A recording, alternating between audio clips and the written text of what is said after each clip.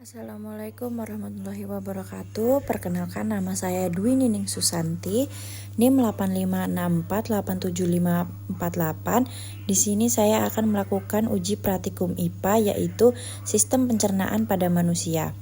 Tujuan pembelajaran yaitu mampu mengenali organ-organ serta fungsinya dalam sistem pencernaan manusia. Yang kedua, mampu menjelaskan bagaimana proses pencernaan pada manusia. Yang ketiga, mampu menyebutkan jenis-jenis nutrisi yang diperlukan tubuh. Yang keempat, mampu memberikan contoh menu makanan yang bergizi dan seimbang. Yang kelima, mampu menyebutkan cara-cara untuk menjaga kesehatan pencernaan.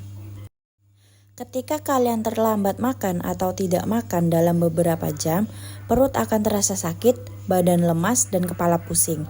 Tubuh kita membutuhkan makanan dan minuman sebagai energi.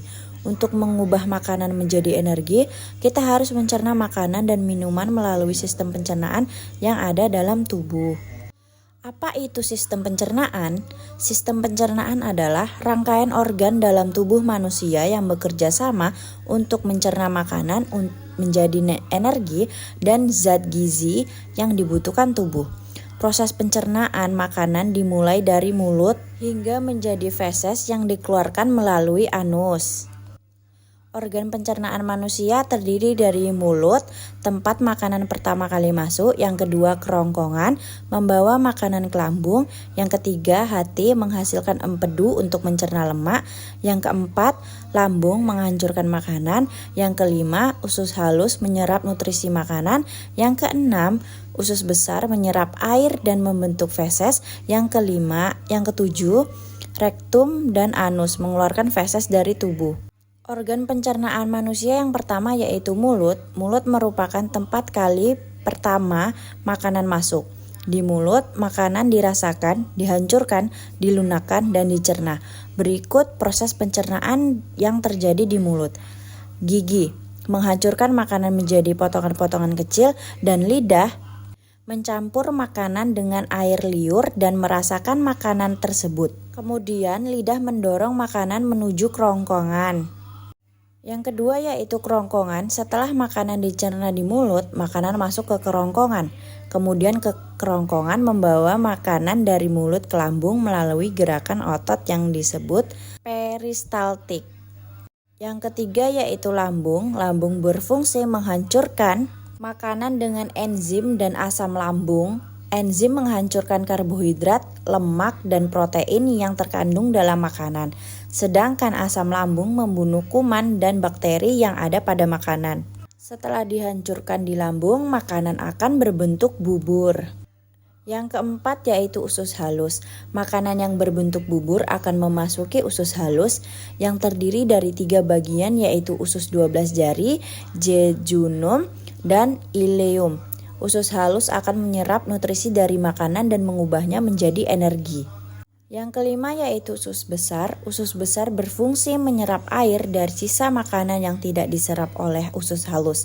Sisa makanan yang telah kehilangan air berubah menjadi kotoran atau feses. Yang keenam yaitu rektum dan anus. Sisa makanan yang sudah menjadi feses akan disimpan sementara di rektum dan dikeluarkan dari tubuh melalui anus. Organ pendukung pencernaan yaitu hati. Hati menghasilkan empedu yang berfungsi untuk mencerna lemak. Kantung empedu menyimpan empedu dari hati dan mengeluarkannya ke usus halus.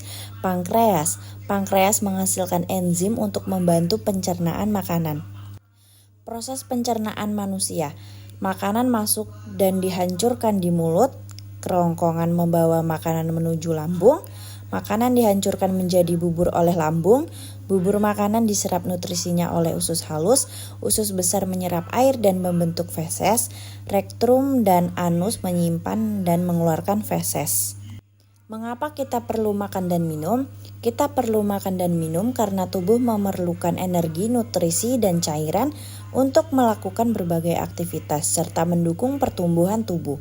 Kita juga harus memasukkan makanan menu yang bergizi dan seimbang yaitu buah, lauk pauk, sayur, dan karbohidrat.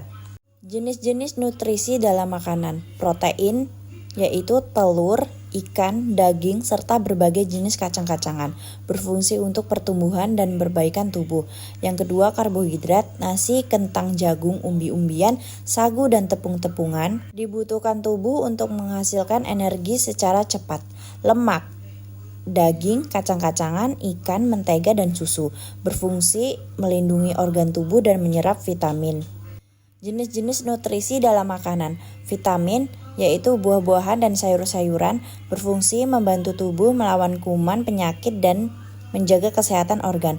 Serat, yaitu sayur-sayuran, buah-buahan, dan kacang-kacangan, membantu menjaga kesehatan usus dan mempermudah proses buang air besar. Yang ketiga, air, yaitu buah-buahan, sayur-sayuran, dan air minum. Air membantu melunakkan makanan dan pembentukan air liur. Piramida nutrisi makanan, 5% minyak, mentega, gula, makanan manis, dan minuman manis. Yang 20% daging, ikan, telur, dan kacang-kacangan. Yang ke-35% buah-buahan dan sayur-sayuran. Yang 50% nasi, roti, singkong, gandum, dan kentang. Contoh menu makanan bergizi ada serat, karbohidrat, protein dan lemak, vitamin, dan mineral. Menjaga kesehatan sistem pencernaan, yang pertama makan makanan bergizi dan seimbang.